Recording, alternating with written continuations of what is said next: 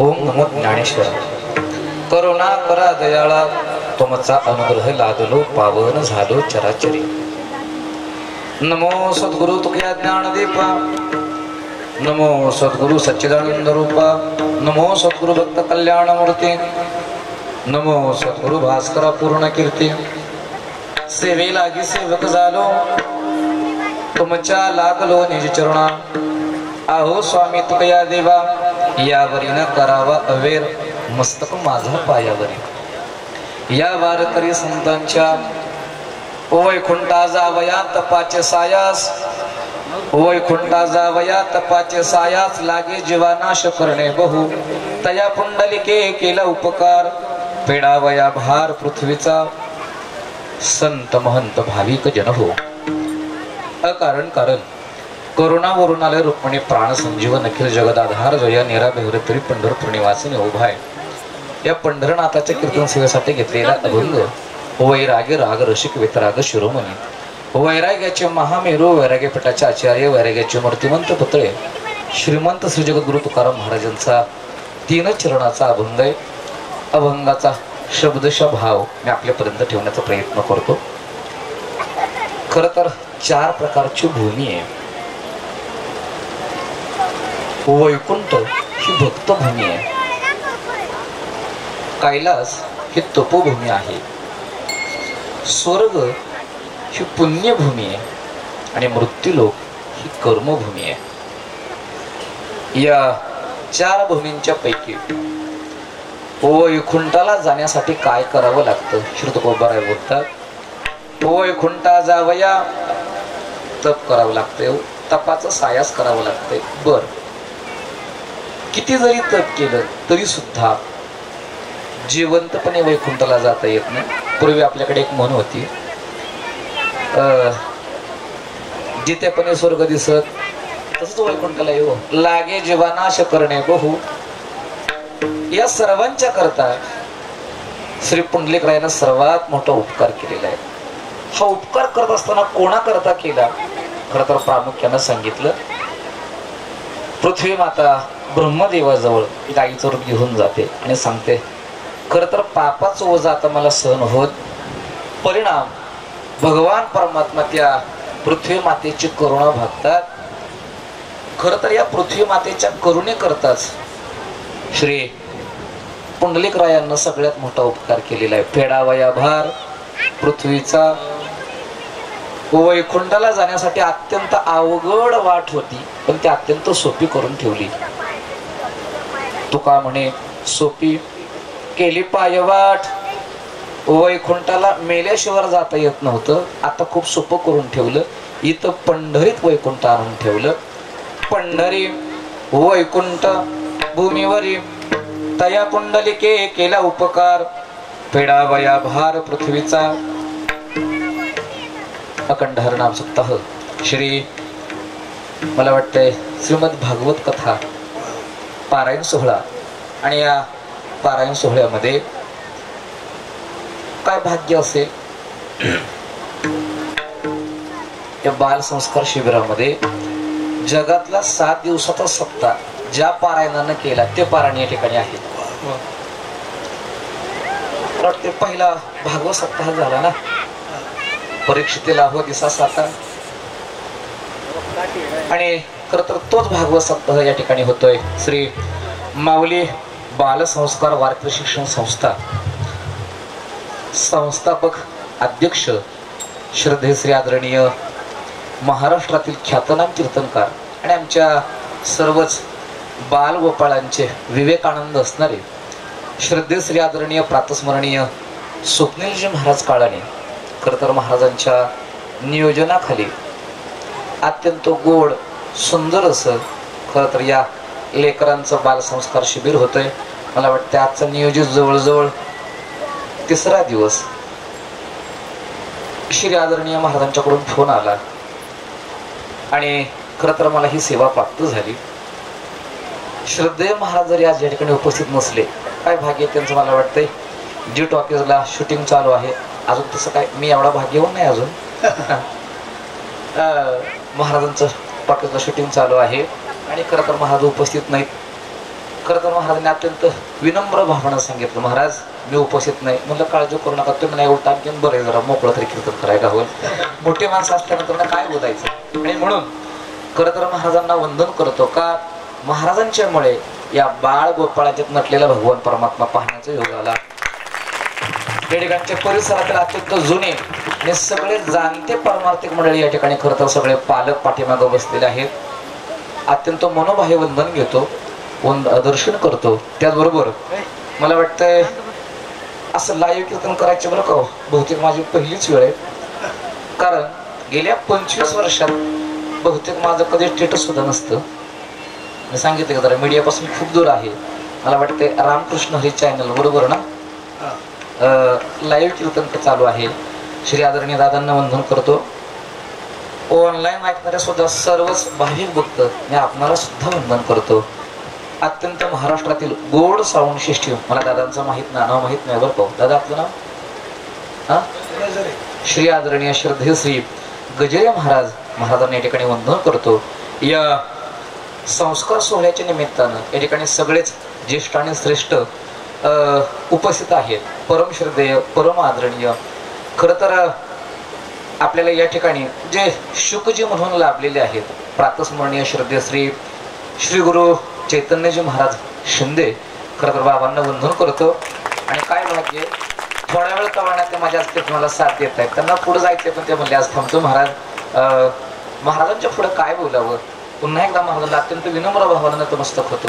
त्याचबरोबर श्रद्धेय श्री आळंदीमध्ये असणारे श्रद्धेय श्री आदरणीय पवन महाराज बरोबर ना, आणि श्रद्धेय श्री आदरणीय बळीरामजी महाराज. आता काय बोलावं, एकापेक्षा एक बळीरे खरंच ना.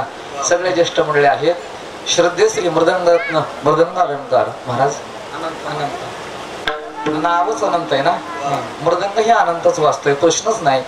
खरं तर महाराजांना धन्यवाद देतो. महाराज इथे येताना बरं का मला गाता येत नाही पण ऐकाय खूप छान आवडतं. काय महाराज सुंदर, मला वाटतंय प्रारंभच असा सारंग रागातून होता, खूप सुंदर. मला वाटतंय मंत्रची चाल सुद्धा सारंग रागामध्येच ऐकायला मिळाली. आणि पहिली चाल खरं तर वागेश्री मध्ये अत्यंत गोड, अगदी असं सुंदर बारीक गायन ऐकायला मिळालं. आणि म्हणून सर्वांना वंदन करतो. या ठिकाणी खरं तर जे बालगोपाळ आहेत, खरं तर बालगोपाळांच्या करता एक ओवीस म्हणतो.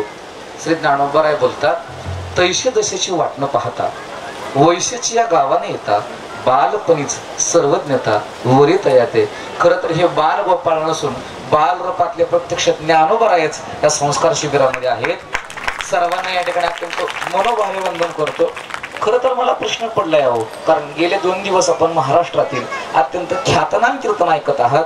आणि आज खरं तर माझ्यासारख्या पामरानं काय बोलावं, पण या ठिकाणी येत असताना बरोबर पाहू आपल्या सगळ्यांचं या कार्यक्रमावर असलं प्रेम खरं तर जाणवून आलं. सगळेच पंक्तीदार असतील, या ठिकाणचे सगळे सेवेकरी, मला वाटतं श्रद्धेय श्री आदरणीय संपदाताई आणि खरं तर त्यांच्या बाबा बरं का किंवा सगळेच मंडळी बरं का, सर्वांनी या कार्यक्रमाला अत्यंत वाहून घेतलेले आहे. या ठिकाणी सगळ्या बसलेल्या माऊल्या आपणाला सर्वांना वंदन करतो.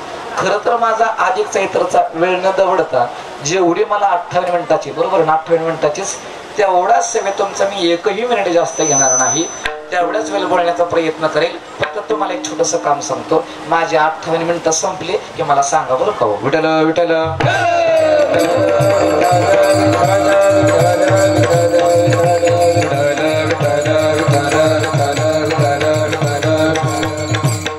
चला अभंग चिंतनामध्ये येऊयात.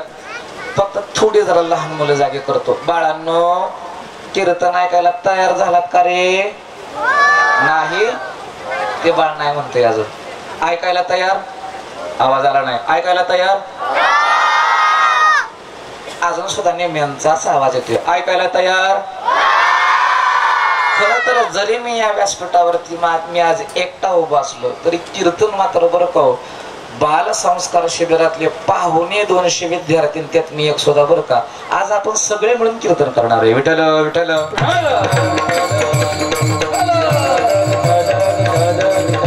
सगळ्यांनी मिळून कीर्तन कसं कसं करायचं ठीक आहे. यासाठी खरं तर अभंगात घेऊया. आज काही गोष्टी माझ्या सांगायचं काम आणि आपण आयुष्यभर पाठ करायचं. काय काम तरी म्हणा, पाठ करायचं.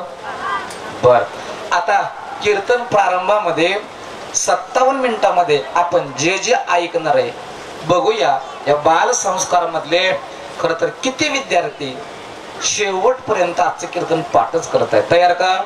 नक्की. स्पर्धा सुरू होय म्हणा. आवाज आला नाही. नक्की 100% सुरुवात. नक्की सुरुवात. नक्की सुरुवात. सुरू. विठ्ठल विठ्ठल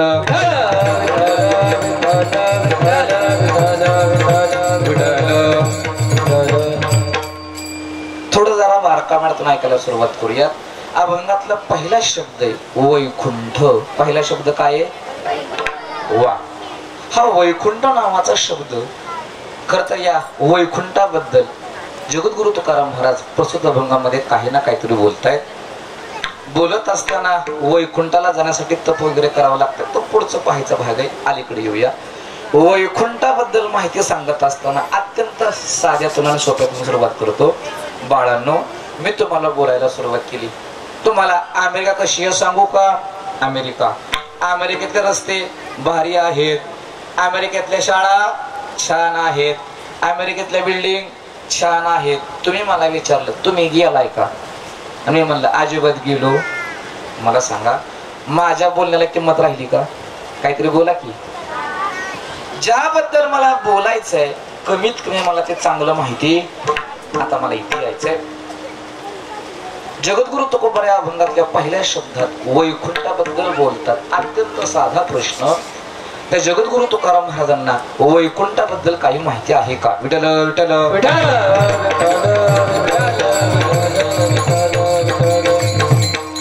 खर तर हाच प्रश्न घेऊन आपण चिंतनामध्ये उतरलो तर लक्षात येईल. प्रामाणिक रे वा. काय लक्षात येईल? बाबांना जागा करू का? बाबा तुम्हाला पाठीमाग तुम्हाला काळवर महाराज तुम्हाला विठ्ठल विठ्ठल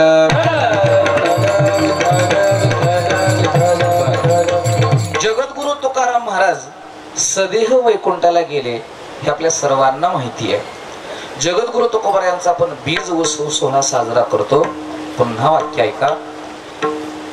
जे जगद्गुरु तुकोबा या अभंगामध्ये वैकुंठाबद्दल बोलतात ते जगद्गुरु तुकोबा या अभंगात खरंच ना ज्या वैकुंठाबद्दल बोलतात ते तुकोबा वैकुंठात किती वेळा गेले आणि किती वेळा माघारी आले हे मोजायचं काम. चालेल? सगळेजण ऐकायला तयार? जगद्गुरु तुकोबा वैकुंठालाच काय गेले? खर तर याचे कारण मीमांसा पाहत असताना अनेक कारण आहेत. त्यापैकी एक छोटस कारण आजच्या कीर्तनाच्या माध्यमातून विठ्ठल विठ्ठल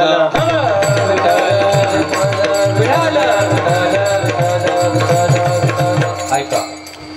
जगद्गुरु तुकाराम महाराजांच्या वडिलांना जगद्गुरु तुकाराम महाराजांनी वचन दिलं होतं की मी तुमचा मुलगा सांभाळून दाखवेल. पहिला मुद्दा ऐकताय. तुकाराम महाराज का वैकुंठाला गेले? कारण क्रमांक पहिलंच पाहतोय. श्री तुकाराम महाराजांच्या वडिलांना शब्द दिला होता. जसं तुम्ही इथं संस्कार शिबिरामध्ये आलाय आणि काळाने महाराजांनी स्वप्नीलजी महाराजांना शब्द दिलेला आहे मी तुमची मुलं सांभाळीन. काय करीन? तसा शब्द दिला होता. कोणी? श्री तुकाराम महाराजांच्या वडिलांना शब्द दिला होता भगवान परमात्म्यानं मी तुमचा मुलगा सांभाळून दाखवील. फक्त इतकं बारीक पाहायचंय ते वचन तो शब्द कधी दिला होता यासाठी आपण काही क्षण रामायणात जायचंय. बोला कुठे जायचंय? चला आपल्या गाड्या काढल्या का? गाड्या लगेच रामायणात जायचंय. गाड्या चालू केल्या का? पोचलो का रामायणात? होय म्हणा. एवढ्या पटकन पोचलो आपण. कुठे आलो? आता तुम्ही पाठ करायचंय. रामायणामध्ये सगळे मिळून आवळे जावळे किती होते जरा मला मोजू लागायचं. कसले? आवाज आला नाही. कसले? बर. खर तर त्याला जोडी असं म्हणतात. इंग्रजीमध्ये त्याला ट्विन्स असं म्हणतात किंवा सेम टू सेम. कळतंय ना? रामायणामध्ये सगळे मिळून किती आवळे जावळे आहेत तुम्हाला सोप्यातून सुरुवात करतो. फक्त जोड्या मोजत चला. जोडी क्रमांक पहिली कितवी? आवाज आला नाही. कितवी? लव आणि कुश. किती झाली बोला? एक. आता आकडे मोजायच्या.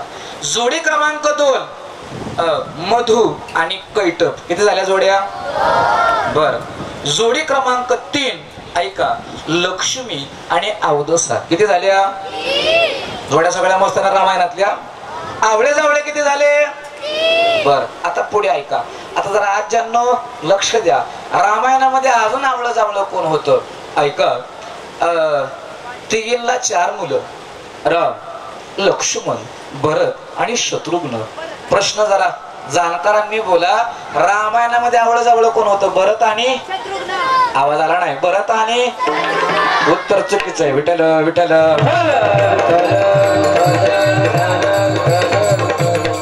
ऐका, रामायणामध्ये भरत आणि शत्रुघ्न हे आवळे जावळे नव्हतेच. मग आवळं जावळं कोण होतं? ऐका, राम आणि भरत.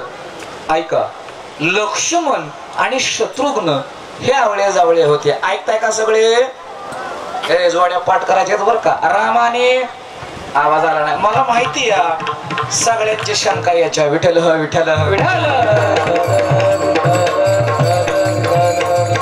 हेच बार काय नाही ऐकायचं, फक्त जोड्या जोड्या पाठ करूया. राम आणि भरत कसे? हो हो, राम आणि भरत हेच आवळे जावळे होते.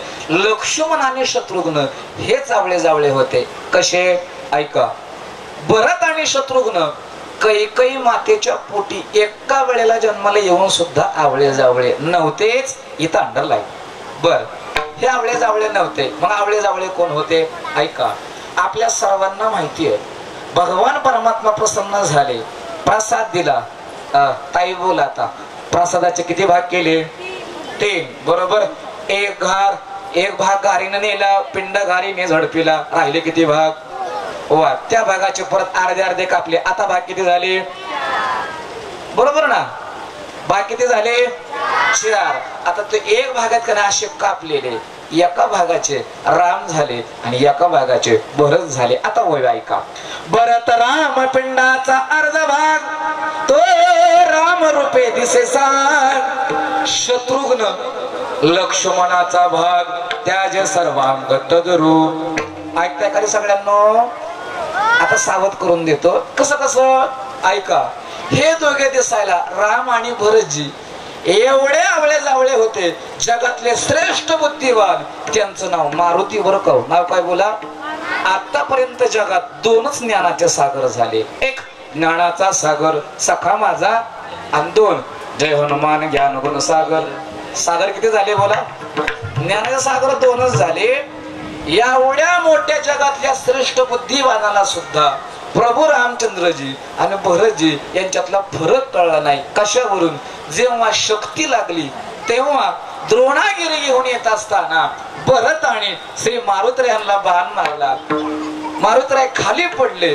पाहिलं भरताला, आणि भरताला पाहिल्यानंतर आश्चर्यचकित झाले. प्रत्यक्ष राम म्हणून भरताबरोबर भांडले. कोणाबरोबर? आता फक्त मी ओव्या सांगत बसत नाही. बाळांना जोड्या किती झाल्या रे? कसं जोड्या किती झाल्या? राम आणि आवाज आला नाही. राम आणि लक्ष्मण आणि बर, अजून एक पुढची जोडी सांगतो ऐका. बरं का? रामायणामध्ये रामाची बायको आणि रावणाची बायको बोला कशा होत्या? आता तर गोळच झाला. विठ्ठल विठ्ठल.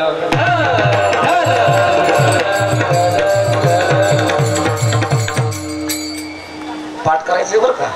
रामायणामध्ये श्रीरामांची पत्नी असणारी माता सीता आणि रावणाची बायको असणारी मंदोदरी या दोघी जुळ्या होत्या. कशा होत्या? हे कसं शक्य आहे? हा, मला माहिती आहे.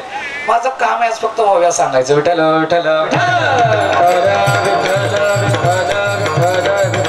याकरता मंदोदरीचा जन्म कसा झाला हे कळालं पाहिजे. आपल्या सर्वांना सर्व श्रुते कथाभाग मी वाढवता सांगतो. जेव्हा एकदा प्रत्यक्ष रावणजी भगवान शंकरांच्याकडे गेले. एखादा प्रमाण म्हणू लागायचं का? बर, भगवान शंकरांच्याकडे गेले आणि गेल्यानंतर त्यांनी मागायला सुरुवात केली. हरी पार्वती लावण्याचे राशी, पार्वती लावण्याचे राशी, पार्वती लावण्याचे राशी, पार्वती लावण्याचे राशी. ते मज द्यावे निज भोगासी, ते मज द्यावे निज भोगासी, ते मज द्यावे निज भोगासी, ते मज द्यावे निज भोगासी. आत्मलिंग पूजेसी, आत्मलिंग पूजेसी, आत्मलिंग पूजेसी. रामलिंग पूजेचे कैकसी द्यावे कैकसी द्यावे कैकसी द्यावे कैकसी द्यावे पार्वती लावण्याची राशी पार्वती लावण्याची राशी पार्वती लावण्याची राशी पार्वती लावण्याची राशी पार्वती लावण्याची राशी पार्वती लावण्याची राशी पार्वती लावण्याची राशी रावणाने भगवान शंकरांच्याकडे दोन गोष्टी मागितल्या. पटपट बोला, किती मागितल्या? वा, एक सांगितलं मला पार्वती द्या आणि दोन सांगितलं माझ्या आईला पूजेला शिवलिंग द्या. इथपर्यंत ऐकलत का? भगवान शंकराने लगेच स्वतःची बायकोच भक्ताला देऊन टाकली. पाहुणे या भक्तनाथा सोयी द्या पुलिया कांता देताना पाहे मागे पुढे उदार त्रिभुवन थोकडे. आता गंमत बघा, माता पार्वती रावणाला दिलेली आहे. ती रावणानं खांद्यावरती घेतली आणि येत असताना पार्वती असा विचार करतात काय माझ्या मालकाला बोलावं. चक्क मला माझ्या मालकानं भक्ताला दान देऊन टाकलंय. आता यातनं सुटायचं कसं? मग स्वतःच्या पतीच्या आराधना करतात श्री विष्णूजींची आराधना केली. विष्णूजी धावत आले, विप्राचं रूप घेतलं, ब्राह्मणाचं रूप घेतलं आणि पार्वती मातेला सांगितलं तुम्ही कसं व्हा, काळी आणि कुरूप व्हा, काळी आणि भद्र, भद्र काली व्हा. ऐकताय ना? माता पार्वतीनं भद्रकालीचा अवतार घेतला, विप्र रूपात येतात आणि बोलतात ते रावणाला, रावण बापू हे खांद्यावरती असली भद्रकाळी कुठे घेऊन चाललाय? ते म्हणले भद्रकाळी नाही, त्रिभुवनातली सुंदरी पार्वती आहे, वरती तरी पहा. पाहिलं तर खरंच ना भद्रकाली त्याच ठिकाणी टाकून दिली. त्या ठिकाणी भद्रकाली मातेचं मंदिर आहे. भद्रकालीचा अवतार झाला आणि मग त्या असणाऱ्या ब्राह्मण काकाला विचारलं काका खरी कुठे या? ते म्हणले खरी रावण भगवान शंकरानं दिलीच नाही, मांडी खाली दडवून ठेवली. मांडी खाली कोण होतं का रे बाळांनो? कोणीच. पण फसवलं म्हणून माघारी आले आणि मांडे खालची खरी पार्वती घेऊन यायची. आता प्रश्न पडला तर भगवान श्री विष्णूजींना मांडे खाली कोणतरी ठेवावं लागेल. आणि मग काय केलं? केशराची अति गोमटी रमेने दिदली सेवटी केली से गोरटी मंदोदरी. काय काय केलं ऐका आता. पोटाला जी उटी मारली होती माहितीये का लक्ष्मी आई साहेबांना, ती उटी काढली, त्याच्यावरती संजीवनी मंत्र म्हटले. आता बनवायची होती पार्वती. बघा आता शंकराला वाटायचं माझीच लय बायको देखणी आणि श्री विष्णूला वाटायचं माझीच लय बायको देखणी. बनवायची होती पार्वती पण बनवली मात्र लक्ष्मी. बोला कोण बनवली? लक्ष्मी बनवली. लक्ष्मी म्हणजे सीता बनवली. बोला कोण बनवली? सीता कोणाचा अवतार? लक्ष्मीचा अवतार. बर, आणि मंदोदरी कोणाचा अवतार? झोपला काय सगळीच? लक्ष्मीचाच अवतार. म्हणून रामायणामध्ये रामाची बायको आणि रावणाची बायको बोला कशा होत्या? तुम्हाला अजून खरं वाटलं? अजून एक वाक्य सांगतो. मंदोदरी हेची सीता कैसे मानिले हनुमंता. कसं व कसं ऐका, एवढे मोठे बुद्धिवान कोण? मारुती. पण पाहिलं कुणाला?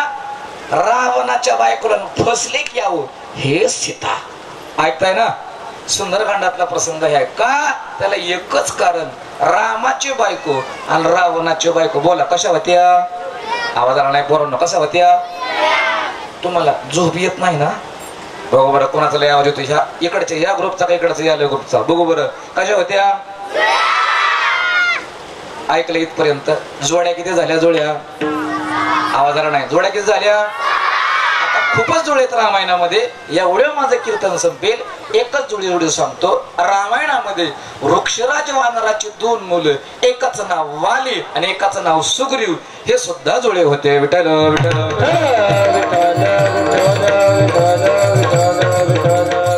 माझा मुद्दा इथे जगद्गुरु तुकोबाराय वैकुंठाला का गेले, सदेह का गेले आणि किती वेळा गेले?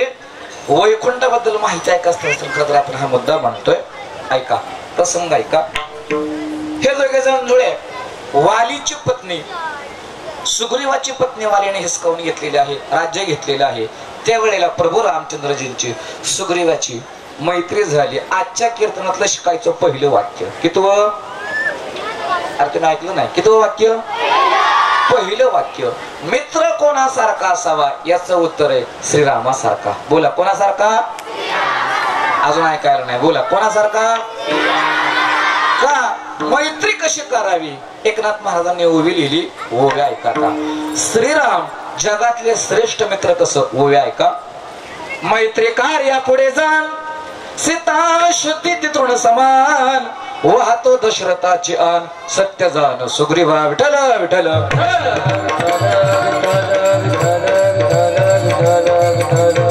बाळांनो ऐकताय का रे? मैत्री म्हणा. ऐकताय का? मैत्री कशी करायची ऐका.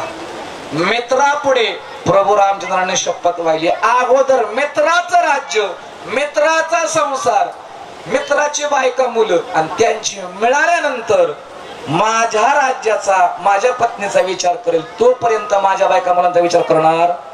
ऐकताय का? आता आपली मैत्री कशी असती खरं सांगा की. आपला घरचा डबा आला तर डबा संपोस तर आपण जोडदाराची गाडी घेत. बोला की राव. ऐका मैत्री कशी असावी. मित्रासाठी सर्व काही समर्पण प्रभू रामचंद्रजींच्याकडून शिकावं. मला चिंतनामध्ये यायचंय. मला खूप पटकन मला अभंगामध्ये प्रवेश करायचा आहे यासाठी घेऊन येतो. ऐका दोघांची मैत्री ठरली. मैत्रीमध्ये ठरलं असं समोरून वालीला मारता येत नव्हतो. खूप कारणात सगळे कारण टाळत येतो. झाडाच्या आडून प्रभू रामचंद्रजी बाण मारणार आहे. झाडाच्या आड गेले. घेतला प्रभू आले.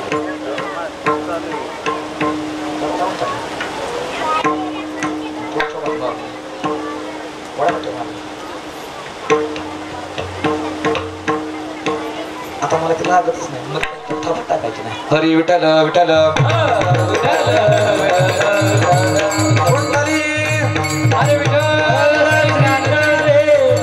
आवाज आला नाही. बजरंग बली हनुमान की नाही. नाही हाच ग्रुपचा आवाज येतोय. आपल्या ग्रुपचा आवाज येणार आहे. प्रभू रामचंद्र भगवान की. बघायचं कसे पैसे पड करायचे का. तुम्हाला चिंतनाचा वेळ जातोय. बरोबर. प्रभू रामचंद्र भगवान की. या ग्रुपचा आवाज ऐकू बरं आता. बजरंग बली हनुमान की.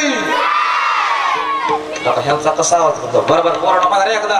प्रभू रामचंद्र भगवान की. या उद्या बरेकडचा आवाज.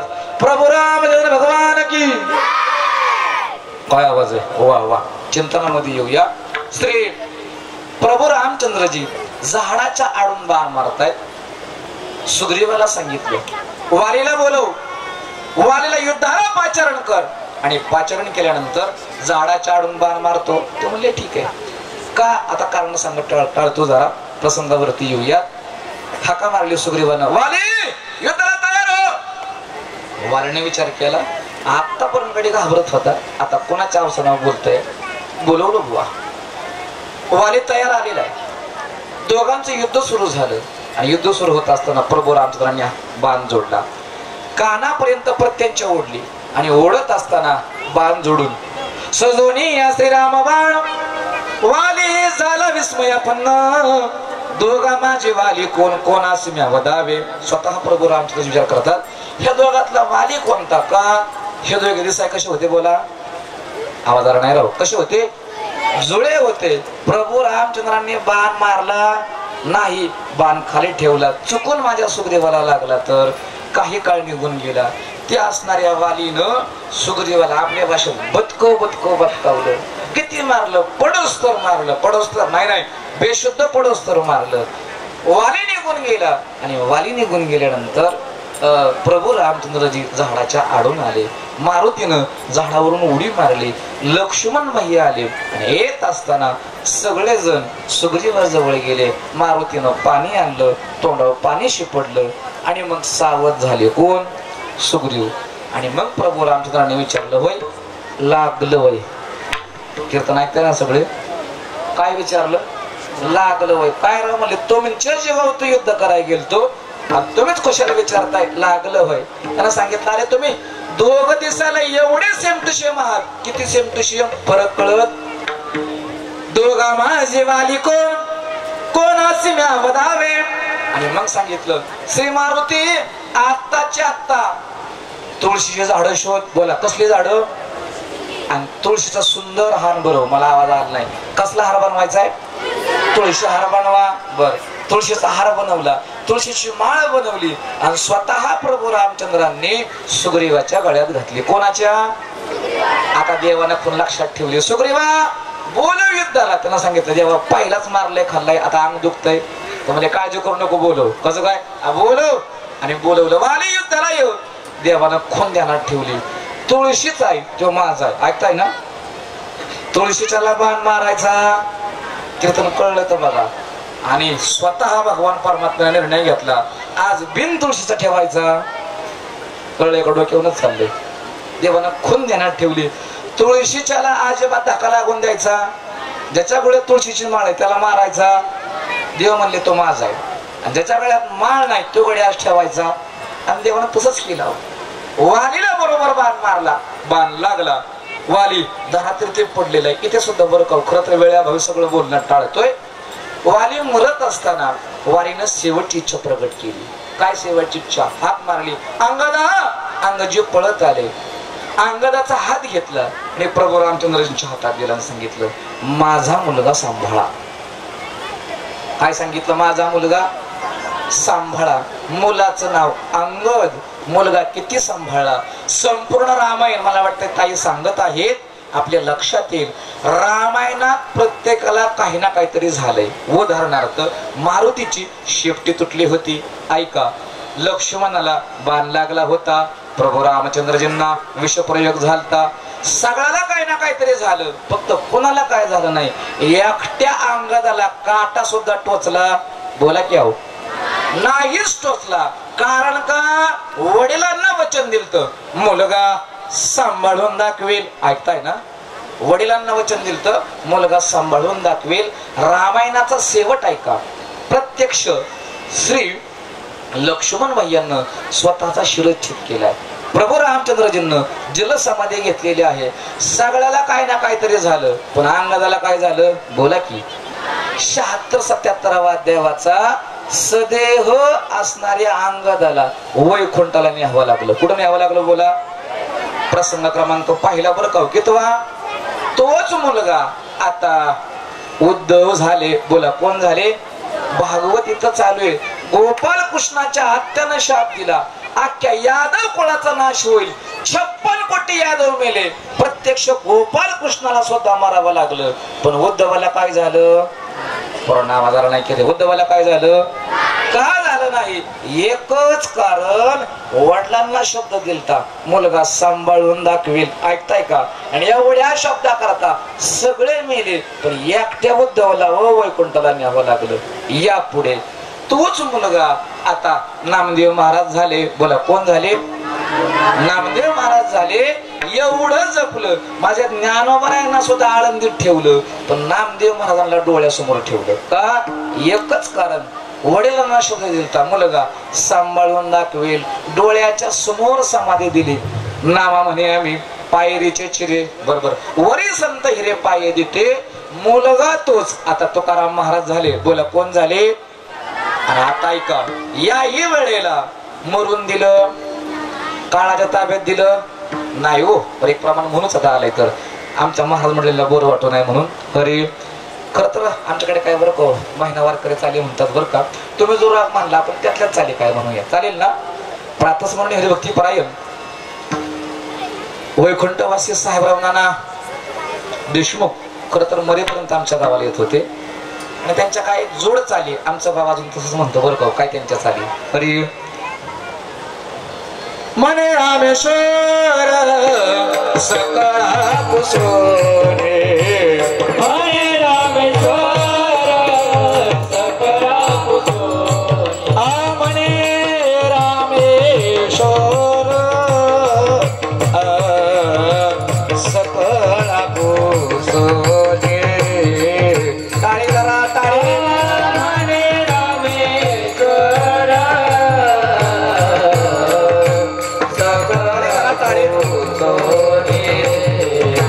मने रामेश्वर, मने रामेश्वर, मने रामेश्वर सकळा कुसोने. मने रामेश्वर, मने रामेश्वर, मने रामेश्वर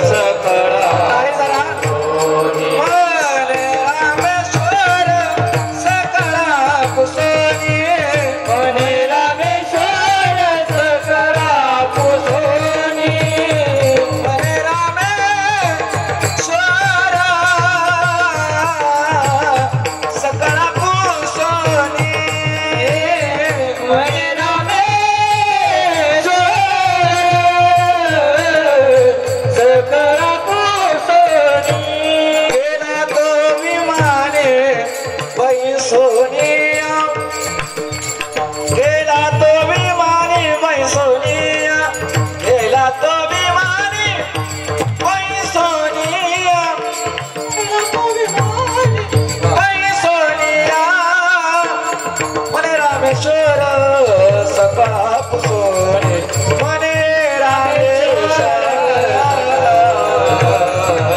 सकाळ पुसोने मने रामेश्वर मने रामेश्वर मने रामेश्वर सकाळ पुसोने मने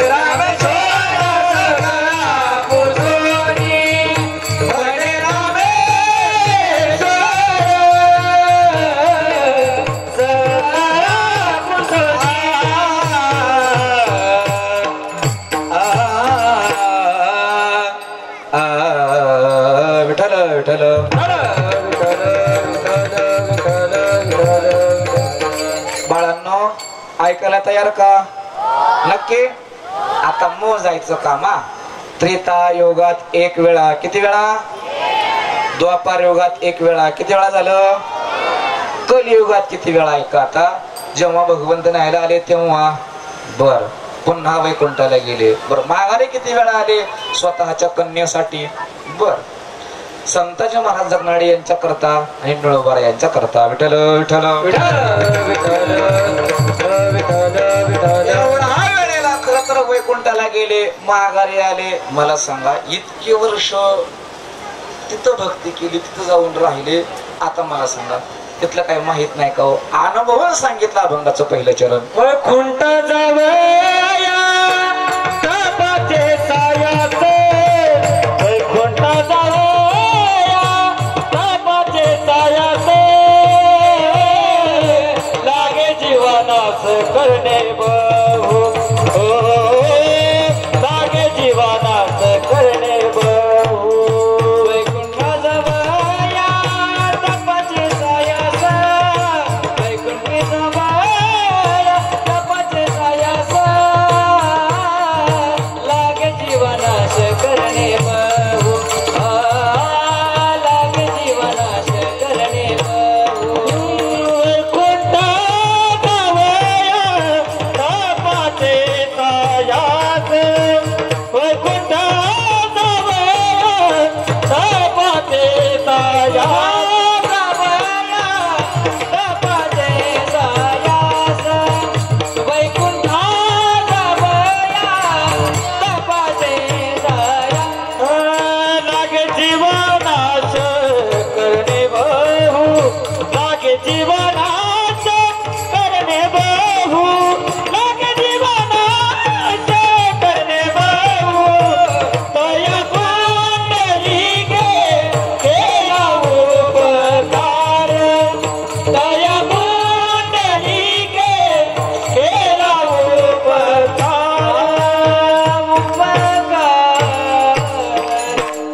कडकडून टाळ तरी वाजवा कडकडून वा काय बात पवन महाराज ना वा वा खरंच पवनागत गात आहे हो कडकडून टाळी एकदा कडकडून टाळी वा वैकुंठा जावया तपाचे सायास लागे जीवानाश करणे बहु आतापर्यंत कीर्तन थोडं अवघड होतं इथून पुढे राहिलेलं सगळं कीर्तन तुम्ही पाठ करायचंय कसं कसं खूप सोपं सांगायचा प्रयत्न असणार आहे विठ्ठल विठ्ठल काय पाठ करायचंय बाळांनो हा बघ झालं का साफ करून बघ आता मांडी घाला वा आता पहा इकडं यातले जे पंढरपूरला गेलेत त्यांनी एकदा हात वर करा बसलेले मुलं पंढरपूरला गेलेत आता खात खाली घ्या पंढरपूरला जे गेले नाहीत त्यांनी हात वर करा गेले नाहीत बघा त्यात पण बरीच आहेत बरोबर आता सगळ्यांनी एकत्र ऐकायला सुरुवात खरं तर पुंडलिकाचं मंदिर कोणी कोणी पाहिले यातलं सगळ्यांनी पाहिलेलं आहे बाळांनो ज्याच्या करता कीर्तनकार व्हायचंय आणि ज्यानं देवीता आणला खरं तर आत्ताच्या कीर्तनात दोनच गोष्टी ऐकायच्यात एक बसला तो कोण आणि दोन उभा राहिला तो कोण ऐकताय ना ज्याच्या करता एवढं आयुष्य वाचायला आपण संस्कार शिबिरात आलोय फक्त राहिलेल्या 25 मिनिटात बरं का तेवढे दोन पात्र ऐकायचे एक ते पुंडलिक आणि दोन तिसरी पांडुरंग विठ्ठल विठ्ठल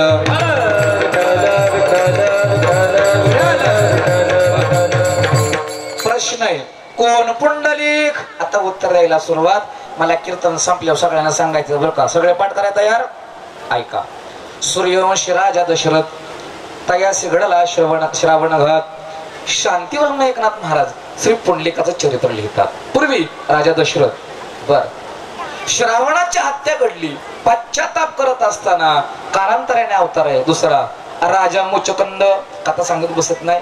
तोच इथं कलियुगामध्ये बाळानं मांडी घालावी मधला ग्रुप आपला. हा बघा तुम्हाला इथं फलटण तालुका माहिती का? फलटण आवाज आला नाही. फलटणच्याच पलीकडे बघा अजून एक तालुका आहे, त्या तालुक्याचं नाव आहे मान. तालुक्याचं नाव आवाज आला नाही. तालुक्याचं नाव पूर्वी तो मान देश होता. मान देशामध्ये देशस्थ ब्राह्मण, वडिलांचं नाव आहे पद्मनाभ आणि आईचं नाव गोदावरी. यांच्या पोटी म्हातारपणे जे पोरग जन्माला आलं त्या मुलाचं नाव आहे पुंडलिक. नाव काय? आवाज आला नाही. नाव काय? प्रश्न ऐका. पुंडलिकाचा जन्म कोणत्या देशात झाला? सगळ्याचा आवाज आला नाही. कोणत्या देशात? हा हा आता पाठ राहील ना. सांगा बरं आईचं नाव काय? आता वडिलांचं नाव पद्मनाभ. का पोर हुशार आहे सगळे. विठ्ठल विठ्ठल. हा आपल्या वारकर संप्रदायाचा पाय आहे ना, ज्यानं घातला की आपलं सगळं लक्षात असावं म्हणून हा आपला पायाच माहित आजचा. बर देश काढाला. देश कोणता? आईचं नाव, वडिलांचं नाव, म्हातारपणे जो मुलगा जन्माला मुलाचं नाव. हा आता काय झालं? पूर्वी बालविवाहाची पद्धत होती. लहानपणीच लग्न झालं, काही काळ झाला आणि काही काळानंतर म्हाताऱ्या आई वडिलांची एकच इच्छा होती, पुंडलिका अरे मरण्याच्या अगोदर एकदा तरी काशीला जावं. खूपच आग्रह केला. मग आता जरा पुंडलिक थोडेसे जरा तरणे झालते आणि मग ठरवलं काशीला जावं. हे तरणे नवरा बायको आणि वयोवृद्ध आहे वडील सगळे जण काशीला निघाले. मांडी घाला. वा दिवसभर पोरांनी मांडी मुळे तर पसरा पसरा काढायचं नाही तुमच्या हिशोबानं. चालेल काढायचं नाही. विठ्ठल विठ्ठल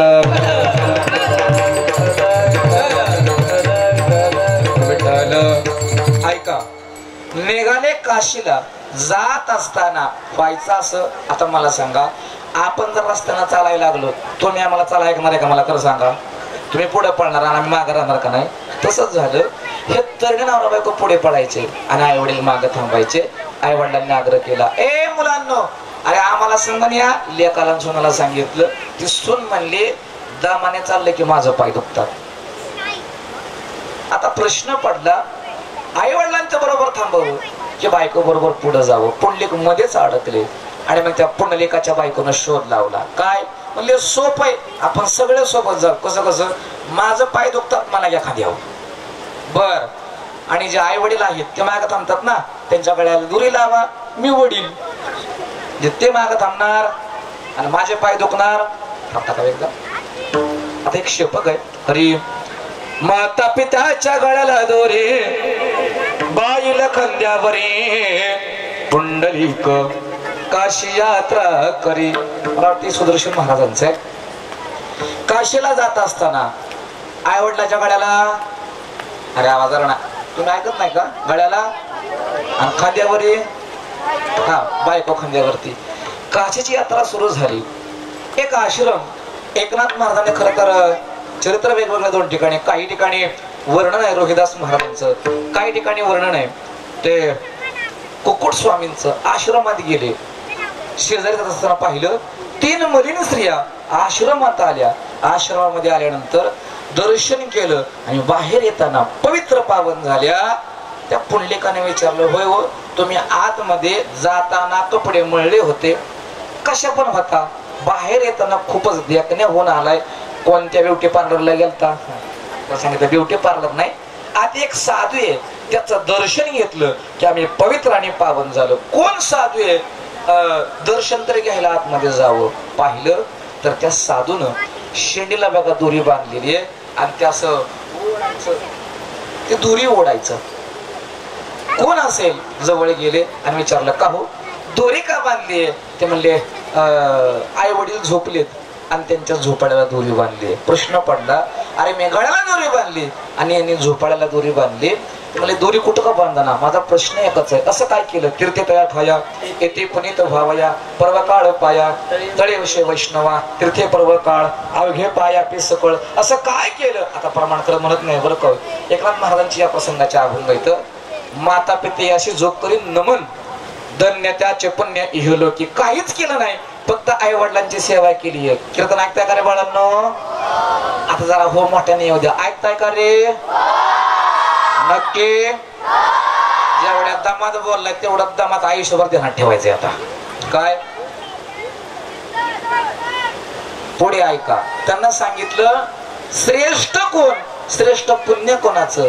जो आई वडिलांना रोज दर्शन घेतो त्याचं पुण्य सगळ्या जगात. माता पितयासी जो करी नमन धन्य त्याचे पुण्य इहलोकी. आणि म्हणून संस्कार शिबिर संपल्यानंतर घरी गेल्यावरती अजिबात आई वडिलांच्या पाया पडल्याशिवाय राहायचं. आवाजाला नाही. पाया पडल्याशिवाय राहायचं, माघारी बोलल्याशिवाय सुद्धा राहायचं नाही. लगा विठ्ठल विठ्ठल.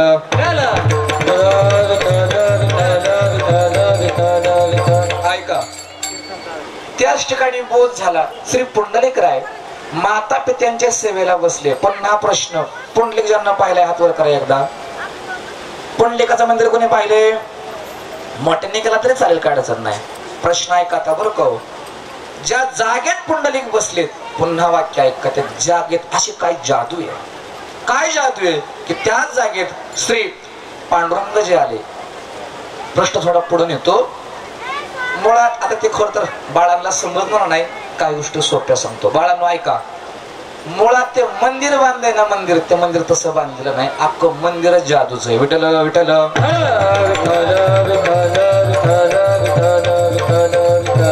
ते मंदिरच कोणी बांधलं? एक छोटीशी कथा सांगतो. सगळं ऐका, तयार का? मंदिर कोणाचं? आवाज आला नाही. मंदिर कोणाचं? ऐका आता. मंदिर कोणी बांधलं? झालं असं, 14 वर्षाचे साधू ज्यांचं नाव चांगदेव, त्या चांगदेवाला मुक्ताई साहेबांना सांगितलं, चांग्या अरे 1400 वर्ष जगला पण पंढरीला गेला का नाही? ते म्हणायचं अजिबात नाही. का? निर्गुण निराकार देव. ते खरा देव मानत नव्हता, अजिबात मानत नव्हते. आणि हट्ट केला. हट्ट, एकदा तरी जीवनात येऊन पंढरीला जाच. मुक्ताई साहेबांचं ऐकलं, गुरूंचं ऐकलं. आणि येत असताना जशी आता रात्र झाली आहे का, पहिल्यांदा चांगदेवराय पंढरीला आले. येत असताना रात्रच झाली होती. रात्रीचे गेले. आणि तुमच्या लक्षात असू द्या, पूर्वी जर माणसं मेली तर नदीला जाळायचे. बोला, कुठं जाळायचे? आता ते शेड आलंय. जाळत असताना जेव्हा चंद्रभागेच्या पात्रामध्ये पहिल्यांदा चांगदेवराय गेले, एक प्रेत जळत होतं. प्रेताजवळ गेले आणि त्या ठिकाणी पाहिलं 2 स्त्रिया रडत होत्या. पहिलीला विचारलं, का रडतेस? तिनं सांगितलं, माझा पती गेला. दुसऱ्याला विचारलं, का रडतेस? तिनं सांगितलं, माझा एकुलता एक मुलगा गेला. आणि मग महाराजांना प्रवचन सुरू केलं. चांगदेव महाराजांना, रडू नका, आत्मा राम असतो. खाटेवालीला ताट्यावर जाते म्हणले, गप आम्ही राहिला पंढरपुरात असलो, रोज ऐकतो. तो पाहिला गप. सांगितलं, मग का रडताय? उत्तर सांगितलं, आतापर्यंत पांडुरंगाच्या आमच्या घरात निष्ठावान सेवा चालू होती. मग आम्हाला आता वंशाला कोणी देवा नाही, पांडुरंगाची कोण सेवा करणार? हे ऐकलं. आणि मग तिथूनच असणाऱ्या चांगदेवानं पांडुरंगाशी भांडायला सुरुवात केलं. अजून पाया पडाय गेलो, आवाज आला नाही. पाया पडाय गेलं नदीतच. आणि नदीतूनच पांडुरंगावर भांडायला सुरुवात केली. ऐक पांडुरंगा, या विधवेला मुलगा झाला तर तुला खरा मानेल, आणि नाही झाला अजून 1400 वर्ष जगेल आणि अख्ख्या जगाला सांगेल पांडुरंग खोटा. केवढं मोठं संकट. बर, आता कसं शक्य आहे हो? त्या विधवेला मुलगा व्हायला त्याचा मालक तर जाळला. प्रेत जळतय, जळत प्रेत शेजारी. आणि चांगदेवाचा हट्ट, विधवेला मुलगा झाला तर मी तुला खरा मानेल. बर, आणि मुलगा झाला तर पुंडलिकाचं मंदिर बांधेल. मंदिर कोणाचं? नाही झाला अख्ख्या जगाला वरडून सांगेल देव खोटा.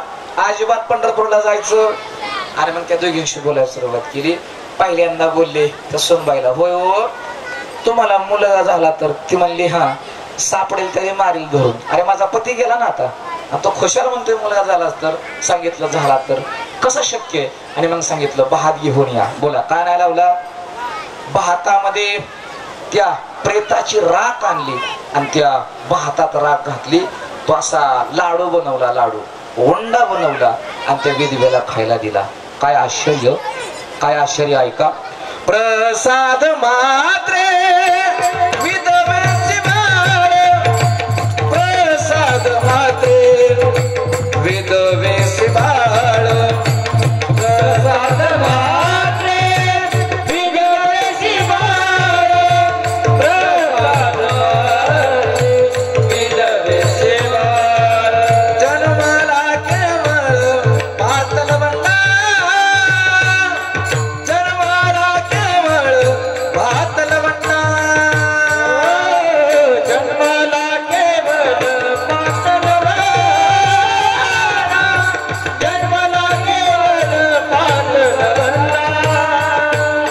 प्रसाद मात्र विधवेची बाळ, जन्माला केवळ पातळ बंडा, प्रसाद मात्र विधवेची बाळ, प्रसाद मात्र विधवे काळे काळे काळे काळे, प्रसाद मात्र विधवेची बाळ, प्रसाद मात्र विधवेची बाळ.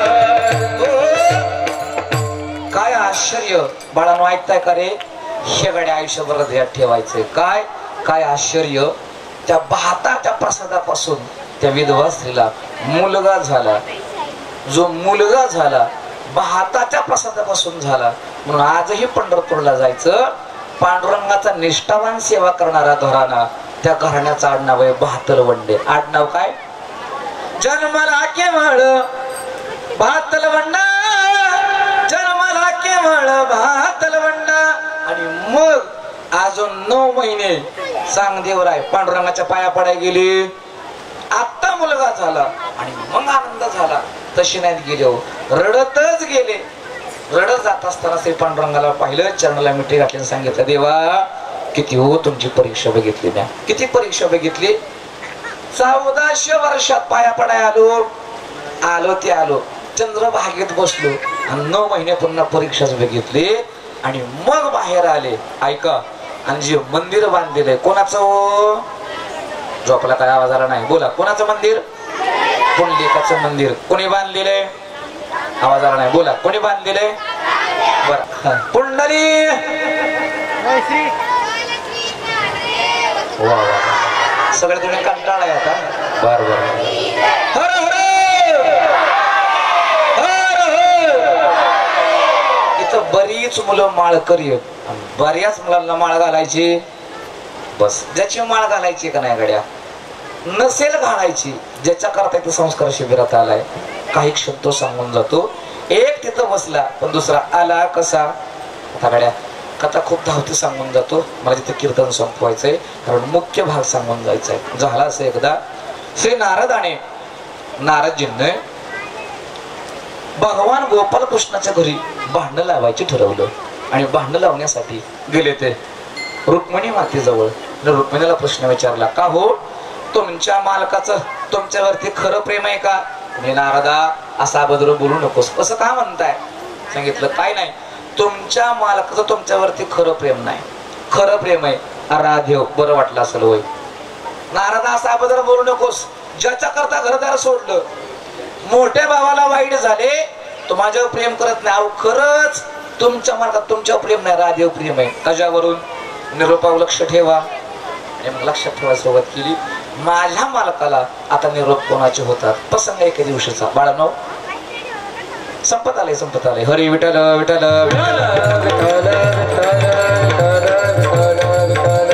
बर.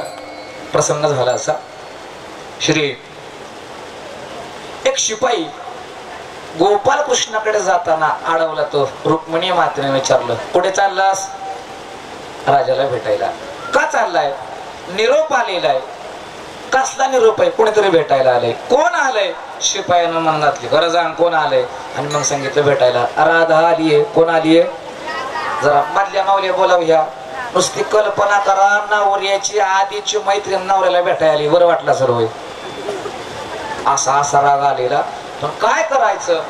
शेवटी बोलवायला सांगितले. प्रसंग बघा, गोपाल कृष्णानं राधा मातेला पाहिलं, आसनावरून उठले, पळत गेले, राधा मातेला धरलं, आपल्या आसनावर बसवलं आणि स्वतः देवस पायाजवळ बसले. कुठं बसले? पाहिलं कुण्या? लग्नाच्या बायकोनं. मग तर असा राग आला, सगळ्या आल्या, अत्यंत राग आलेला. बराच वेळ बोलणं चाललं, बोलणं संपेना. आणि मग रुक्मिणी मातेनं असं केलं, कळा ना का, 9:15 वाजून गेलेत, जरा आठवण करून दिली हो. आणि मग सांगितलं, रुक्मिणी, खरं तर तेवढाच विक्षोभ का देवाला सहन झाला नाही. रुक्मिणी ऐक, तुला कळत नाही का, पाहुणे आलेत, पाहुणचार करावा. गोपाल कृष्णाजी रागवले, आतापर्यंत कधीच बोलले नव्हते, कधी रागवले नव्हते, हिच्या करता माझ्यावर रागवले. आतमध्ये गेले, गरम दूध केलं, हिची एकच इच्छा, राधीचं तोंड तरी भाजाव, हात तरी भाजाव आणि खोडच मोडाव. परत आली नाही पाहिजे असा गरम दुधाचा ग्लास हातमध्ये नेऊन दिला, हातामध्ये नेऊन दिला. बोलणं एवढं रंगात आलं, ते दूध घेतलं आणि प्यायला सुरुवात केली. प्याले, आपण भाजलेलं कळालं, बोलणंच तेवढं गोड होतं की. ऐका आता, रात्र झाली, रात्रीच्या वेळेला रुक्मिणी आई साहेब पाय दाबताना देव मोठ्याने ओरडले. का ओरडताय? पण खरं तर देवाला वरून पाहिलं तर देवाच्या पायाला फोड आलते. विचारलं, देवा पाय कसा भाजला? आणि मग सांगितलं, राधे, रुक्मिणी, हा तुझाच प्रताप आहे. माझे पाय राधेच्या चित्तामध्ये असतात, आणि तू गरम दूध दिलंस, पाय मात्र माझे भाजले. खरं तर ह्या ऐकून वाईट वाटायला पाहिजे होतं, पण वाईट न वाटता रुक्मिणी आई साहेब रुसल्या. हो रुक्मिणी रुसली,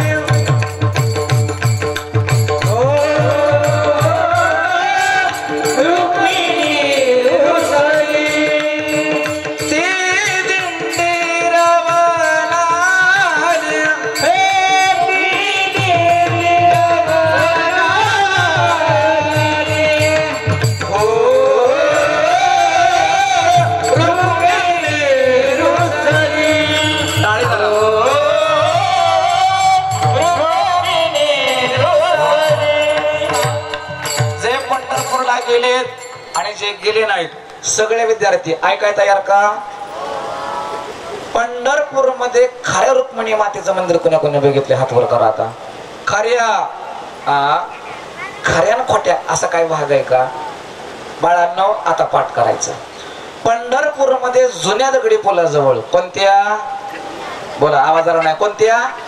जुन्या दगडी पुलाजवळ रुक्मिणी माता आजही तपच करत आहेत. तप करणाऱ्या रुक्मिणी मातेचं मंदिर आहे आणि त्या मंदिरात रुक्मिणी मातेचं नाव आहे लखुबाई. नाव काय? बोला. आता गेल्यावर बघायचंय बरं का, ऐकताय ना सगळे? दीदी सगळ्यांना हे दाखवायचं बरं का, काय काय मंदिर सांगतोय मी, ऐका आता. खऱ्या रुक्मिणी मातेचं मंदिर, आवाज आला नाही. बोला, कोणत्या रुक्मिणी मातेचं मंदिर? आवाज आला नाही. कोणत्या? खऱ्या. काय काय बघायचं बघा आता. कुठे आहे? जुन्या दगडी पुलाजवळ. देवीचं नाव लखुबाई. आवाज. देवीचं नाव. अजून तपच करतात. काय काय बघायचं बघा आता आपल्याला. खरं तर संस्कार शिबिरातलं कीर्तन आहे ना, आता खरी सगळी माहिती ऐकायला सुरुवात. एक मंदिर बघायचं पुंडलिकाचं. बोला, कोणतं पाहायचं? बांधलंय कोणी? आवाज आला नाही. बोला, कोणी बांधलंय? चांगदेवानं. वा. आता काय बघायचंय? रुक्मिणी माता खरी. आता पाठीमाग आहे ना, ते प्रत्येक मूर्ती आपल्याला त्याबद्दल बोलायचं नाही, नंतर पुढे बोलले, तेवढा वेळही नाही. खरी रुक्मिणी माता जी अजून तप करते. बर, रुक्मिणी माता तपाला बसली, देवाला पटकन आणायचंय ना. आणि मग बोलतात नारदाला, नारदा लग्नाची बायको रुसून गेली, तिला माघारी आणायची.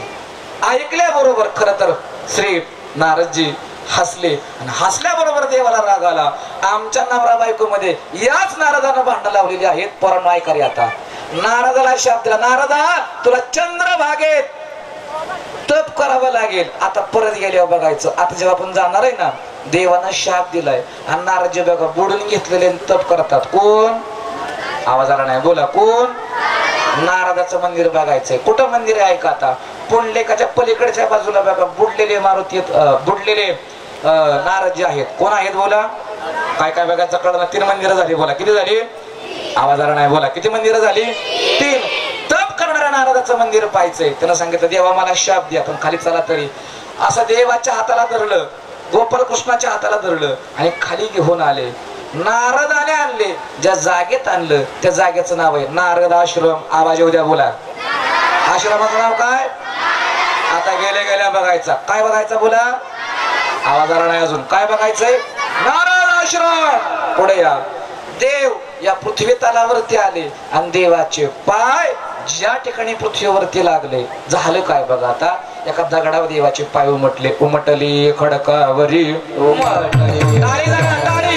उमटली खडकावरी उमटली खडकावरी. पदे विष्णूची गोजरी पदे विष्णूची गोजरी पदे विष्णूची गोजरी पदे विष्णूची गोजरी विष्णूची गोजरी. आता काय बघायचे बघा. देवाचे पांडुरंगाचे पाय दगडावरती उमटलेत. बोला कशा उमटलेत? आवाज आला नाही. बोला कशा उमटलेत? त्या दगडाचं त्या ठिकाणाचं नाव आहे विष्णू पद. नाव काय बोला? आता देवाचे पावलं बघायचे बरं का. काय पाहिजे बोला? पंढरपुरात जी पावलं उमटली ते गेल्या पावलं बघायचं. आजीला आजोबाला पप्पाला मम्मीला किंवा महाराजांना सांगायचं आम्हाला पंढरपूरला न्या. काय दाखवा? आवाज आला नाही. काय दाखवा? ठिकाणं झाली 4. पटपट बोला. ठिकाणं किती झाली? 4 ठिकाणं झाली. आता त्या दगडावरती देवाचे पहिल्यांदा 2 पाय उमटले आणि नंतर 2 पाय उमटले. नंतरचे 2 पाय कधी उमटले हे आवडावतून आपल्याला कीर्तन संपवायचं. कितीवर राहिली माझी बघा. आवे 5. विठ्ठल विठ्ठल दगड एकच आहे आणि एकाच दगडावर देवाची 4 पावले. पटपट बोला. पावलं किती येतं? पहिली 2 कशी येत ऐका. एक पाय अखंड आहे असा आणि एक पाय असा टेकवलेला. फक्त पावलं म्हटले देहोडा चरणी. बर. दुसरी पावलं समय. बरोबर. समचरण. ती पावले कशी म्हटली मला इथे यायचंय. देव खाली आले. नारदाने हाताला धरलं आणि रुक्मिणी मातेकडे आणत असताना मध्येच पुंडलिक लागल्यानं सांगितलं देवा पुंडलिकाला भेटा.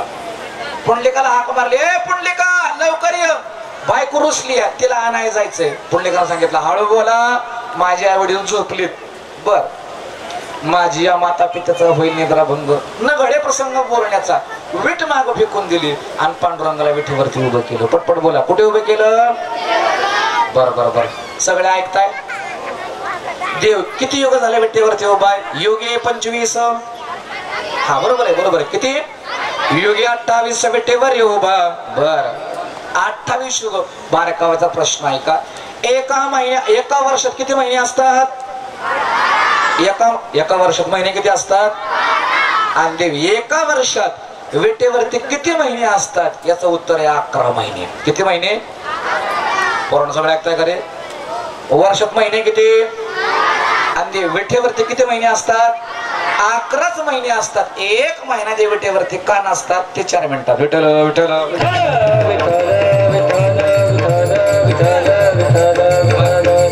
प्रसंगात ऐका. आपलं कीर्तन संपलं बरं का. सगळं ऐका तयार. आतापर्यंत सगळं कीर्तन विसरलं तरी चालेल. काय म्हणतोय मी? माझ्या आजच्या कीर्तनातलं काही नाही आवडलं तरी चाललं गाड्या पोरांनो. इथून पुढची गोष्ट पाठीमागे बसलेले सगळे ज्येष्ठ म्हणले बरं का. एवढी हात जोडून विनंती. एवढी गोष्ट हा प्रसंग तेवढा हृदयात कायम स्वरूपी ठेवा. काय प्रसंग आहे ऐका आता.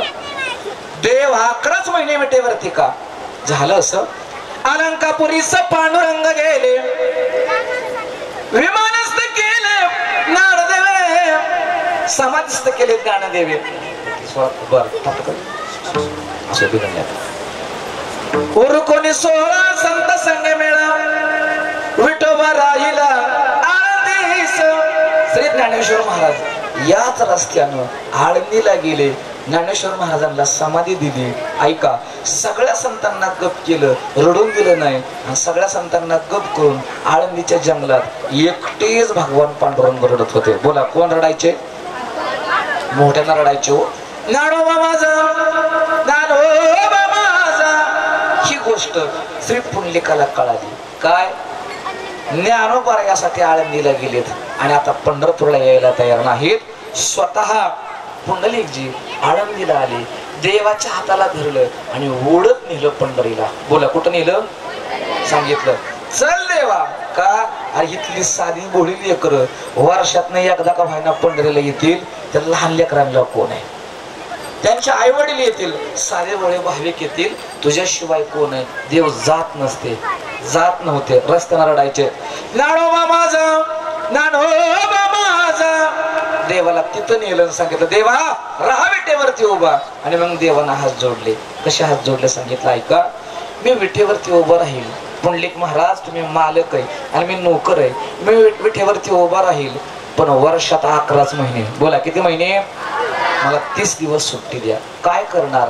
कोणत्या महिन्यात विटेवरती नसतात? तो महिना आहे मार्गशीर्ष. आवाज आला नाही? बोला. महिना मार्गशीर्ष शुद्ध प्रतिपदेला भगवान परमात्मा पळत गेले. कुठं? जिथं उतरले होते त्या दगडावरती जाऊन उभे राहिले आणि देवानं रडायला सुरुवात केली. ज्ञानोबा माझा, ज्ञानोबा माझा. देव रडत असताना आता बघा एखादं जर रडत असेल तर आपण काय करतो? कोणाला तरी मोठ्याला बोलवतो. बघा बघा तिथे रडतीया, तिला गप करावं.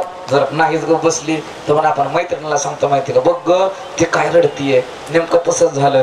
देव रडत होते आणि कोणाचं ऐकत? 1 कोटी देवालय बघा चक्रोशी फिरतात पण देव रडायचे रामले पोरांना ऐका रे. रडायचं ऐकत नाही. मग सगळ्या शेवटी गोपाळांना बोलवलं. पटपट बोला. कोणाला बोलवलं?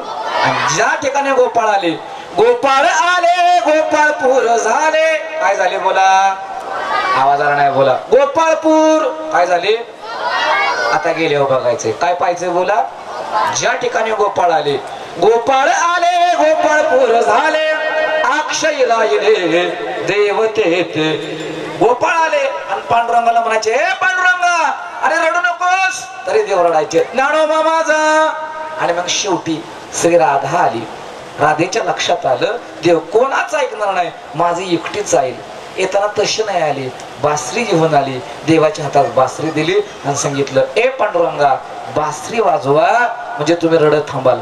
बासरी कोणाला वाजवता येते? रडणाऱ्या व्यक्तीला बासरी वाजवता येत. त्याला बासरी वाजवायची, त्याला हुंदका थांबवावं लागेल, स्वतःच्या श्वासावरती कंट्रोल करावं लागेल आणि मगच फुकता येईल ना. देवाचं रडू थांबवेल, हुंदकाच थांबत नव्हता. आणि मग देवानं सांगितलं राधे अगं तुला माहित नाही का मी शेवटची शपथ वाहिली होती कधीच बासरी वाजवणार नाही. बाळांनो ऐका. पांडुरंगाने पंढरपूरला बासरी आणली नाही म्हणा की राव. बासरी आणली का? बासरी आणली नाही जिथं आपल्याला कीर्तन संपतंय. ऐका गड्यानं देव राजा झाले आणि राजा झाल्यानंतर एक एक गवळणींना कृष्ण कृष्ण कृष्ण कृष्ण करत प्राण सोडला. ऐकता का रे बाळांनो? संपलं कीर्तन. ऐका आता. प्राण सोडला. एके दिवशी हातात पत्र आलं. पत्र असं होतं प्रिय कृष्ण एकदाच आणि शेवटचं भेटून जा. खाली लिहिलं होतं तुझी राधा. भगवान परमात्मा राधेला शेवटचं भेटायला आले. येत असताना राधा मातेला पाहिलं. अत्यंत देखणे असणारे राधा आता मात्र म्हातारी झालती बरं पाहू. राधेला विचारलं का बोलवलंस ग? वा ऐकता ना दीदी. राधेला खरं विचारलं का ग बोलवलंस? काही नाही कृष्णा तुझी शेवटची बासरी ऐकायची. गोपाल कृष्णानं बासरी काढली वाजवणार तेवढ्यात राधेनं हात धरला. मेल्या त्या गोपिका त्यांची राख झाली वाजवी मुरली तय ठाई. कृष्णा बासरी इथे वाजवायची नाही. सगळ्या गोपिका मेल्यात त्यांची राख केली. राख तशीच ठेवली. राखेत बासरी वाजवायची. देवाला धरलं ओढत आणलं त्या राखेमध्ये नदीच्या कडेला. ऐका सगळ्या गोपिकांची राख तशीच होती. सोन्याच्या गावचा राजानं मांडी घातली ते राखेत आणि मांडीवर झोपली राधा. आतापर्यंत असं घडायचं मांडी घालावी राधेनं, झोपावं कृष्णानं. आज जेवणात पहिल्यांदा असं घडलं. मांडी घातली ते प्रत्यक्ष भगवान परमात्मानं मांडीवर झोपली राधा आणि सांगितलं वाजव बासरी. तो पान बासरी वाजवली. बासरी वाजवत असताना त्रिभुवन मोहून गेलं. ऐका भगवान परमात्म्यानं बासरी थांबवली आणि देवाच्या लक्षात आलं बासरी बरोबर मांडीवरची राधा सुद्धा थांबली. जिने गोपाल कृष्णाची बासरी ऐकत गोपाल कृष्णाच्या मांडीवरती प्रत्यक्ष गोपाल कृष्णाला पाहत पाहत जिनं प्राण सोडलं तिचं नाव राधा. बाळांनो आता ऐकताय का रे? ऐका गोपाल कृष्ण कधीच रडले नाहीत. एकदाच रडले केवळ राधेसाठी. डहाय मोकळून रडले आणि रडत असताना गोपाल कृष्णाने निर्णय घेतला जिथे माझी राधा संपली तिथे कृष्ण संपला. या काही दिवसामध्ये गोपाल कृष्णांच्या डाव्या अंगठ्याला बाण लागला. गोपाल कृष्णानं शरीर संपवलं. विशेष पुढे परिसरातील लोकांनी गोपाल कृष्णाला जाळलं. जाळल्यानंतर संपूर्ण शरीर जळालं फक्त हृदय जळालं नाही. का तर त्या आग्नेला माहिती होतं ज्या हृदयात राधा राहते तर हृदय मला जाळता येणार. सगळं विशेष ऐकायचंय आता. तर हृदय वाहत वाहत वाहत वाहत जगन्नाथपुरीला आलं. आज सुद्धा जगातली सगळ्यात मोठी यात्रा कोणती आहे? जगन्नाथपुरीची. काय जगन्नाथपुरी हो? देवाची लाकडाची मूर्ती आहे. बोला कसली मूर्ती आहे? पण त्या लाकडाच्या मूर्तीत आज सुद्धा गोपाल कृष्णाचं ओरिजिनल हृदय, ओरिजिनल काळीज, जिच्या करता काळीज अमर केलं तिचं नाव राधा. कडेने एवढा मोठा समुद्र आहे. ऐका, एकाही लाटेचा आवाज आता ऐकायला येत नाही. मग आजही शांत बसा. त्या हृदयातून, त्या काळजातून, त्या मूर्तीतून आवाज ऐकायला येतो. श्रीराधा श्रीराधा श्रीराधा. ते वरचं लाकूड आणि लाकडाची मूर्ती 12 वर्षाला व ते लाकूड बदलायचं. असं फडक्यामध्ये गोपाल कृष्णाचं हृदय काढायचं, काळीज काढायचं आणि ते काळीज नव्या मूर्तीत घालायचं. बाळानं कीर्तन ऐकताय का रे? अमर प्रेम कशाला म्हणावं ऐका, भक्ती कशाला म्हणावं ऐका, देव भक्ताचं नातं कशाला म्हणावं ते ऐका. जिच्या करता काळीज अमर केलं तिचं नाव राधा. नाव काय बोला? राधा. ती राधा खरं तर गोपाल कृष्णाला आता पंढरपुरात बोलते, देवा रडू नकोस, वाजव बासरी. अगं राधे, तुला माहित नाही का, जेव्हा तू देह सोडला होतास तेव्हाच ठरवलं होतं काय, बासरी वाजवणार नाही, माझ्या करता बासरी वाजवावी लागेल. बाळांनो, हे गेल्यावर पाहायचंय त्या पांडुरंगानं पुन्हा एकदा पंढरपूर मध्ये राधे करता बासरी वाजवली. ज्या जागेत बासरी वाजवली त्या जागेचं नाव आहे वेणोनादी. आवाज तरी येऊ द्या. नाव काय बोला? वेणोनादी काला वाटी तृप्ती पूर्वजा वैकुंठी. आता पंढरपूरला गेल्यावर काय पाहायचंय? वेणोनादी. सगळे पाठ करायला तयार? एकदा रिव्हिजन मारतून कीर्तन संपवतो. सगळे तयार? आकडे मोजायचे पटपट पटपट. आकडे मोजणार, आवाज आला नाही, आकडे मोजणार, लगेच संपल. एक पुंडलिकाचं मंदिर किती झालं? बर. रुक्मिणी मातेचं मंदिर बर. नारद आश्रम, विष्णुपद, एकाच दगडावले 4 पावले किती झालं बोला? गोपाळपूर. आवाज आला नाही. बर. हे सगळं आता गेल्या पाहिल्याशिवाय राहायचं का? पाहायचंय माहितीये का? हे तिथं पाहत असताना त्याच्याविषयी आपल्या अंतःकरणामध्ये खरं तर बाल भगवान परमात्म्यापर्यंत पोहोचण्याचा खरं तर वेगळा भाव तयार व्हावा, यासाठी भजन करा. कीर्तन संपलं. विठोबा रखुमाई तया पुंडलिके केला उपकार, फेडावया भार पृथ्वीचा तुका म्हणे सोपी केली पायवाट. पंढरी वैकुंठ भूमीवरी तया पुंडलिके केला उपकार, फेडावया भार पृथ्वीचा. बाळांनो, कंटाळा आला का? वय म्हणा आलाय? आलायच कंटाळा रे. बरोबर. ऐका, कीर्तन करत असताना 2च वाक्य बोलतो. आता माझं कीर्तन संपवतो. कीर्तन करताना तुम्हाला कीर्तन आवडावं यासाठी कीर्तन केलंच नाही. ऐका, कीर्तन करत असताना मला खूप हसवता आलं असतं, काहीच अवघड नाही. मला रडवता आलं असतं, काहीच अवघड नाही. संस्कार शिबिरातलं कीर्तन करत असताना हे कीर्तन चंद्र आणि सूर्य असेपर्यंत खरं तर कीर्तन अमर राहील. रामकृष्ण हरी चॅनलच्या माध्यमातून कडकुंडाळ यांच्या करता कीर्तन करण्याचा एकच हेतू आहे. तुम्ही जेव्हा अनेक मोठे व्हाल, महाराष्ट्रातले ख्यातनाम कीर्तनकार व्हाल. ऐका, संसारात ज्या पण वेळेला मी कशा करता भक्ती करतोय, मी कोणाकरता भक्ती करतोय ना, तेव्हा आयुष्यभरात तुम्ही स्वतः आणि घरच्यांना सुद्धा, मुलांना सुद्धा हे आयुष्यभर कीर्तन दाखवायचंय. कीर्तन ऐकताय का? हो, ऐकताय का? तात्पुरतं तुम्हाला बुरं वाटावं यासाठी कीर्तन केलंच नाही मी. काय सांगितलं मी? आपल्या परमार्थातला सगळ्यात मोठा सेवा आपल्याला एक दिवस नाही, आयुष्यभर ऐकता यावा, आयुष्यभर ऐकता यावा, यासाठी खरं तर संपूर्ण बाळांच्या अंतःकरणामध्ये ज्याच्याकरता शिबिराला आलोय तो भगवान पांडुरंग अंतःकरणात रुजावा. जे माझे पुंडलिक राय अंतःकरणात रुजावे. बाळांनो, ऐकताय का रे? काहीच नाही कळालं. जिच्या करता अमर केलं काळीज, कमीत कमी ती राधा तरी. एवढाच खरं तर हेतू होता. कीर्तनाचा भाग संपलेला आहे. पुन्हा एकदा परमश्रद्धेय, परम आदरणीय, प्रातस्मरणीय श्रद्धेय श्री स्वप्नीलजी महाराज काळाने खरं तर यांनी अत्यंत भव्य दिव्य असं जिल्हास्तरीय बालसंस्कार शिबिर आयोजित केलेले आहे. या संस्कार शिबिरामध्ये खरं तर मायासारख्या पामराला या ठिकाणी बोलवलं. श्री आदरणीय खरं तर महाराजांच्या ठिकाणी नम्र भावानं खरं तर आभार मानतो.